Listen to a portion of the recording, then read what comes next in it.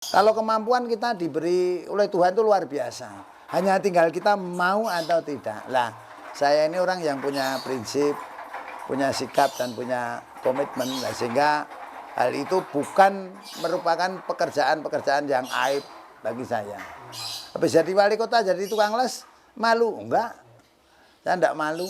Karena itu ilmu yang diberikan Tuhan kepada saya mampu untuk melaksanakan dan mau untuk mengembangkan ilmu yang saya dapatkan pada saat itu. Lah, sehingga ngelas saya itu bukan pencitraan, tapi betul-betul saya bekerja karena banyak pekerjaan yang istilahnya harus saya lakukan, baik itu saya koordinasi kerjasama dengan para pemulung dan lain sebagainya.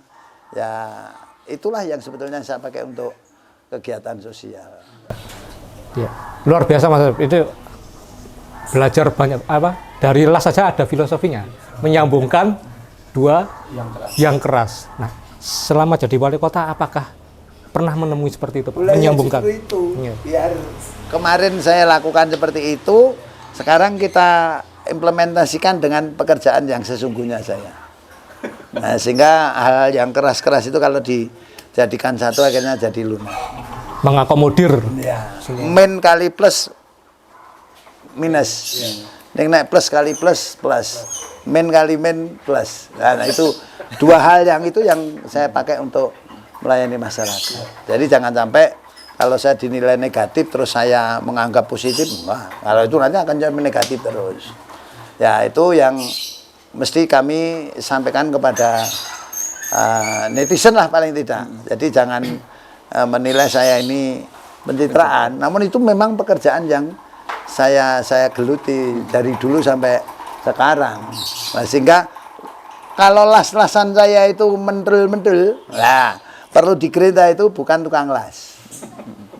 Nah, selama ini las-lasan saya itu rata dengan benda yang saya satukan ini, itulah arti sebuah ngelas yang sesungguhnya. Seni dari ngelas. Ya, karena apa? Kalau di gerinda itu kekuatannya berkurang. Nah, sehingga kalau satu sisi ini dilasnya itu lebih baik rata, tidak perlu di gerinda, tinggal di tempul, dicat, selesai. Jadi tidak akan lihat. Kalau mau dipamerkan cat las-lasannya pun lebih bisa dilihat. Oh, inilah lasan beneran. Nah, tidak belajar ngelas kan gitu. Jadi kalau dari komen netizen kan ada yang memang dia tukang las gitu, Pak Rudi, dan mengomentari ternyata menurut berdasarkan pengamatan dia tukang las, iki ngelasnya bener gitu. Nah, ini komentarnya seperti apa Pak Rudi? Ya, kalau saya kan selalu begini, yang bisa menilai itu kan orang lain toh. Saya tidak pernah menilai diri saya sendiri. Nah, sehingga selama 15 tahun itu warga masyarakat mau menilai saya positif, sangat-sangat bersyukur. Dinilai negatif saya juga bersyukur dan tidak akan protes. Itu saja bagi saya, karena apapun yang saya lakukan tentunya ada yang suka, ada yang tidak. Namun sekali lagi bahwa yang saya kerjakan ini jenengan belum, nanti kalau saya milih kardus karton yang baik ini nanti dijual baik, yang jelek nanti dikilokan dan sebagainya, itu juga kita lakukan. Tidak ada persoalan, saya tidak malu kok. Jual kardus bekas ya Pak? Iya, kita kan mengikut lelang mengambil kardus-kardus di perusahaan itu. Ya kardus, ya plastik, ya macam-macam, ya drum dan sebagainya. Nah, sehingga pekerjaan-pekerjaan yang saya lakukan ini, kalau orang lain yang mengaku yang menempatkan diri sebagai pejabat dan penguasa, mungkin itu pekerjaan yang hina. Namun bagi saya itu pekerjaan yang halal, karena duit yang saya dapatkan itu dari jerih payah sendiri dan dari keringat saya sendiri. Pak Rudi, banyak netizen juga bertanya ini, sebetulnya mendapat ilmu las itu dari mana? Tadi Pak Rudi sudah sempat nyinggung dikit, pernah bekerja di Konimex gitu Pak ya? Itu gimana Pak, flashback? Jadi begini, saya itu kerja di Konimex sejak tahun 80, tepatnya 13 September 1980. Saya di sana berangkatnya juga dari bawah, bersih-bersih pabrik dulu. Setelah itu saya meningkat jadi pembantu operator. Meningkat lagi menjadi operator mesin. Operator mesin. Meningkat lagi sebagai pembantu teknisi. terus diangkat tadinya pembantu teknisi itu namanya teknisi madya, terus lantas saya diangkat jadi teknisi. Setelah jadi teknisi saya ditugaskan menjadi asisten supervisor. Asisten supervisor bekerja beberapa tahun, ya mungkin 1 tahun lebih sedikit mungkin. Terus saya dijadikan kepala workshop.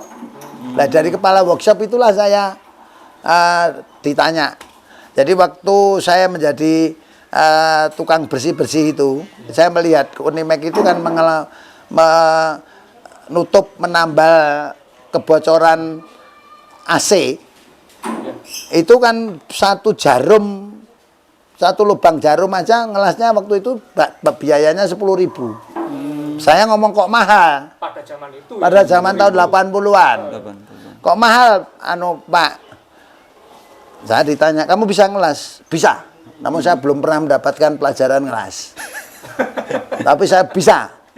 Bisa, Tuhan pasti memberi kemampuan saya luar biasa. Saya belajar 1 minggu itu. Baik las karbit, las listrik, sampai ke bubut saya belajarnya di Belajarnya langsung ke tukang las. Enggak langsung di situ. Saya dibelikan asetilin dan karbit, oksigen, asetilin dan oksigen. Saya pakai untuk belajar ngelas itu. 1 minggu mata saya jelas. Sampai dengan las listrik itu sendiri. Nah, sehingga dengan sebenarnya itu sekarang kalau ada AC yang bocor tidak perlu mengundang dari luar. Kita las sendiri dan itu efisien. Akhirnya dipercaya. Dipercaya untuk seperti itu dan sampai hari ini saya tekuni. Jadi saya mengoperasikan mesin bubut ya masih bisa. Nah, kalau skill mengoperasikan mesin itu berangkatnya dari sana juga. Lah saya kan sekolahnya setengah mati toh. Setengah mati aja di atas penerbangan. Jadi STM penerbangan itu kan sekolah setengah mati toh. STM itu kan setengah mati toh. Karena begitu belajar mendapat ilmu, saya lulus harus bekerja kan tidak ada waktu untuk masa remaja dan untuk dewasa kan tidak ada. Makanya saya buat sekolah setengah mati itu STM. Nah, itu. Ya, Pak Rudi, ini juga banyak yang bertanya, flashback sedikit Pak. Terima kasih sudah nonton. Jangan lupa like, subscribe, dan share ya.